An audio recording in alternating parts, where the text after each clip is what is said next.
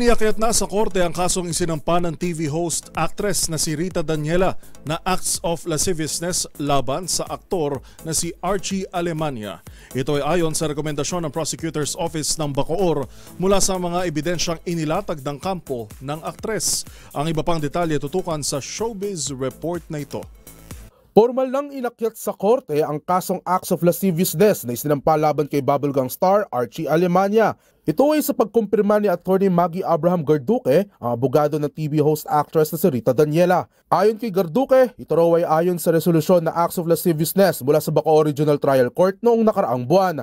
Dito nakitaan ng Office of the Prosecutor ng probable cause at pinakakakasuhan ng aktor mula sa mga ebidensya testimonya na inilatag ng mga eyewitness.